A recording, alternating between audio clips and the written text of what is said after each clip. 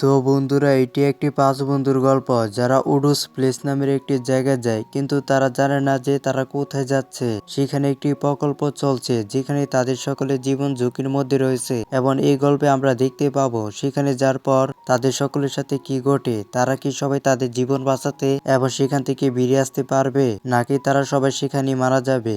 গল্পটি শুরু হয় আর আমরা দুজন বিজ্ঞানীকে দেখতে পাই যারা একটি বড় ল্যাবে ছিলেন এবং তাদের প্রকল্প নিয়ে কথা বলছিলেন। তারা বলেন যে পুরো বিশ্বের বেশিরভাগ সংস্থা এই প্রকল্পটি নিয়ে কাজ করছে এবং এখন কেবল আমরা এবং জাপানি এই প্রকল্পটি করতে পারি। ঠিক তখনই পরের দৃশ্যে চলে যায় আর আমরা তার বন্ধু জুলসকে দেখতে পাই যে তার চুল রং করছিল এবং ড্যানাকে তা দেখাচ্ছিল।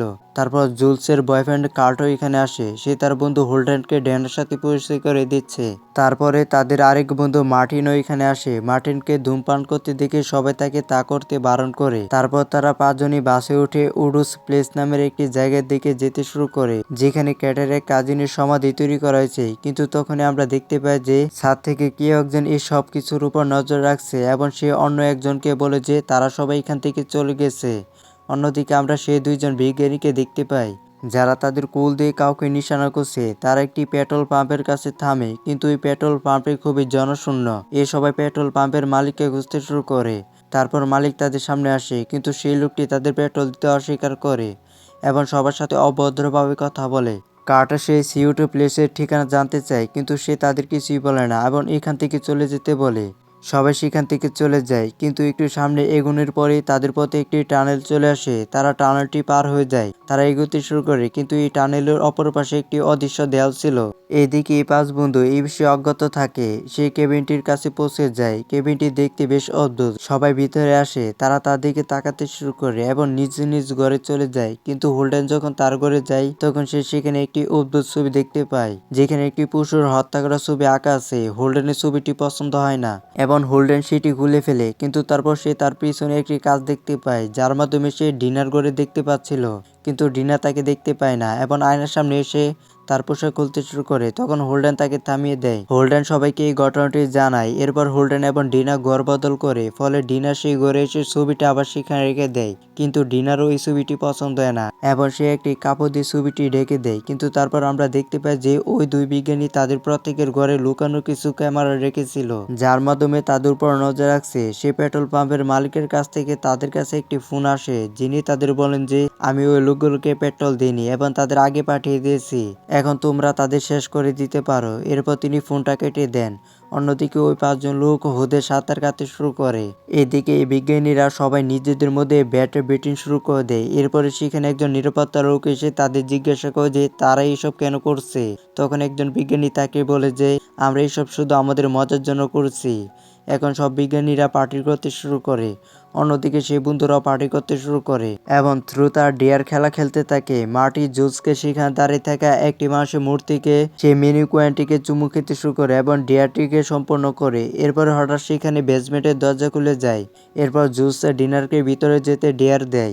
ডিনা ভিতরে গিয়ে সেখানে রাখা অনেক পুরনো জিনিসপত্র দেখতে পায়। তারপর তার চোখ একটি ছবির উপর পড়ে, যেটা দেখে সে চিৎকার করতে শুরু করে। তার চিৎকার শুনে তার সব বন্ধুরাও সেখানে আসে, কিন্তু তারা দেখে যে ড্যানা শুধু ভয় পেয়েছিল এবং তারপর এই সবাই সেখানে রাখা জিনিসগুলো নিয়ে নেয়। তারা খুঁজতে খুঁজতে এখানেও তারা কিছু অদ্ভুত জিনিস খুঁজে পায় এবং সবাই তার দিকে তাকিয়েছিল। কিন্তু এখন মার্টিনও ভয় পেতে শুরু করে। সে সবাইকে উপরে যেতে বলে, কিন্তু কেউ তার কথা শুনে না। তারপর ড্যানা একটি বই খুঁজে পায়, যেখানে অ্যানা নামের একটি মেয়ে তার জীবন সম্পর্কে লিখেছিল। ড্যানা সেটি পড়ে এবং ডায়েরিতে অ্যানা লিখেছিল যে কিভাবে তার বাবা তার মাকে হত্যা করেছিল এবং তার একটি হাত কেটে ফেলেছিল, এবং যদি কেউ এখানে লেখা শব্দটি আবার পড়ে তাহলে তারাও আবার জীবিত হয়ে উঠবে। এই কথা শুনে মার্টিন তাকে মন্ত্রটি পড়তে বারণ করে। সে বলে যদি সে মন্ত্রটি পড়ে তাহলে তার পুরো পরিবার আবারও জীবিত হয়ে উঠবে, কিন্তু বাকি সবাই একেবারে বিশ্বাস করে না এবং অ্যানা মন্ত্রটির প্রয়োগ করে। যার পরে আমরা অ্যানার পুরো পরিবারকে দেখতে পাই। পরিবারটি জম্বি হয়ে যাওয়ার পর আবারও জীবিত হয়ে উঠেছে এবং এখন এই 3টি জম্বি তাদের সব বন্ধুদের হত্যা করার জন্য তাদের দিকে আসতে শুরু করে। অন্যদিকে একজন বিজ্ঞানী সেই বেডটি জিতেছে, কারণ তিনি জম্বিদের উপর টাকা প্রয়োগ করেছিল। এই সময়ের মধ্যে আমাদের বোল্টকে দেখানো হয় জম্বি ছাড়াও এতে অনেক ধরনের দানবের নাম লেখা আছে, যার মানে অ্যানা এবং তার বন্ধুরা অন্যান্য জিনিসপত্র স্পর্শ করে এবং তাদের সাহায্যে আরো বিপজ্জনক দানবদের ডেকে আনতে পারত। এরপর আমরা এখানে জাপানের সেই বিজ্ঞানীর কম্পিউটারকেও দেখতে পাই। আমরা একটি চলমান প্রকল্প দেখতে পাই, যেখানে দেখানো হচ্ছিল যে একটি মেয়ের ভূত শিশুদের স্কুলে ক্লাসে বাচ্চাদের ভয় দেখাচ্ছে। এখানে রাতে মাতে ড্যানার কাছে এসে তাকে বলে যে তার এখানে ভালো লাগছে না, কিন্তু ড্যানা সে তাকে ঘুমাতে বলে। তারপর ড্যানা হোল্ডের সাথে বসে আবারও অ্যানার সাথে একই ডায়েরি পড়তে শুরু করে। অন্যদিকে জুস এবং ক্লার্ক জঙ্গলে গিয়ে প্রেম করতে শুরু করে। জুস ক্লার্ককে তাদের হাউসে নিয়ে যেতে বলে, কিন্তু তারপর বিজ্ঞানী সেখানে একটি গ্যাস রেখে দেয়, যা কাট এবং জুস দুজনে মন পরিবর্তন করে দেয়। কিন্তু তারপর আমরা দেখি যে জীবিত হয়ে ওঠা জম্বিরা তারা দুজনে এখানে এসে তাদের আক্রমণ করে। একটি জম্বি জুসকে মেরে ফেলে। এরপর আমরা সে একই বিজ্ঞানীকে দেখি, যিনি একটি লিভার টানে, যার ফলে দেওয়ালে আঁকা একই শরীরের রূপরেখা জুলসের রক্ত জমা হতে শুরু করে। অন্যদিকে মার্টি একটি ভয় পেয়েছিল যখন কেউ তাকে আঘাত করে। এটা শুনে সে খুবই ভয় পেয়ে যায় এবং বাইরে চলে আসে। মার্টি আকাশের দিকে তাকাতে শুরু করে, কিন্তু এটি থেকে তার খুব অদ্ভুত লাগে। তারপর কার্ট জম্বিদের থেকে দৌড়ে আসে এবং মার্টিও অ্যানার জম্বিদের দেখতে পায়। এই জম্বিগুলোকে দেখে মার্টিও ভয় পেয়ে যায় এবং তারা দুজনে বাড়ির ভিতরে এসে তাদের সাথে দরজা বন্ধ করে দেয়। ড্যানা কাঠের গায়ে রক্ত দেখে তাকে জিজ্ঞাসা করে, তোমার কি হয়েছে আর জুস কোথায়? কাঠ বলে যে জুস আর নেই এবং আমাদের এখান থেকে পালিয়ে যেতে হবে। কিন্তু ড্যানা জুসকে আনার জন্য দরজা খুলতে শুরু করে। মার্টি তাকে বারণ করে, কিন্তু অ্যানা দরজা খুলে এবং তারপর তারা বাইরে হাতে তলোয়ার নিয়ে একটি জম্বিকে দাঁড়িয়ে থাকতে দেখে। সে জুসের কাটা মাথাটা ডিনার দিকে ছুঁড়ে মারে। এসব দেখে ড্যানা ভয় পেয়ে যায় এবং তারপর জম্বিটাও ভিতরে আসতে শুরু করে, কিন্তু তারা সবাই মিলে কোনো রকম ভাবে দরজাটা বন্ধ করে দেয়।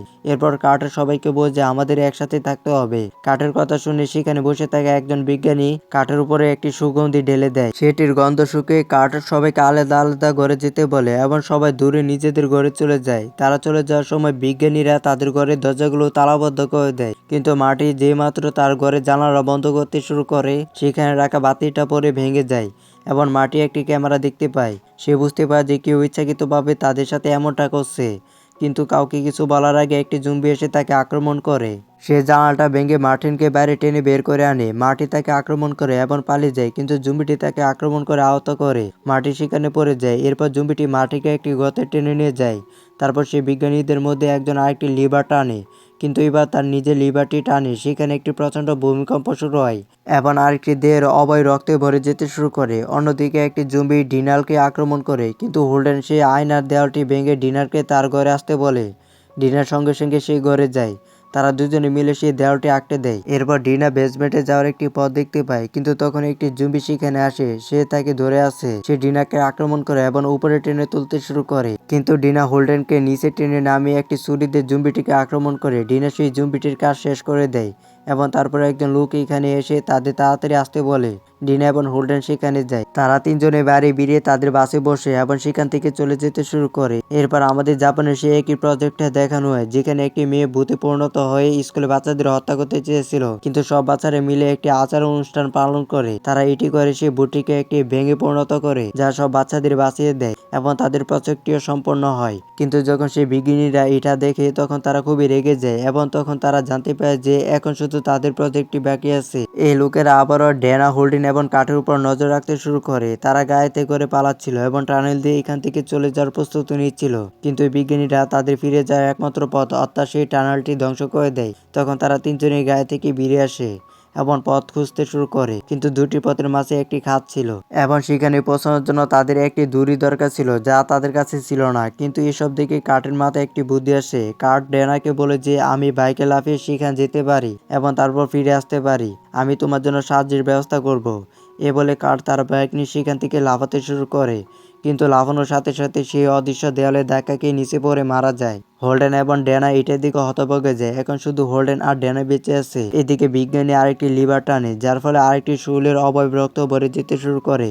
এদিকে তারা দুজনই বাড়ি ফেরার জন্য কোনো পথ খুঁজে নেয়। তারপর আরেকটি জম্বি তাদের আক্রমণ করে। জম্বিটি আক্রমণ করে হোল্ডেনকে মেরে ফেলে এবং তারপর তাদের গাড়িটি নিয়ে পানিতে পড়ে যায়। ড্যানা কোনো রকম ভাবে গাড়ি থেকে বেরিয়ে উপরে উঠে আসে। ড্যানা একা জীবিত দেখে সব বিজ্ঞানীরা পার্টি করতে শুরু করে। তারপর একটি জম্বি ড্যানার কাছে আসে। এরপর বিজ্ঞানী একটি ফোন পান, যার অপর প্রান্ত থেকে কেউ তাকে জানায় যে আরো একজন বেঁচে আছে।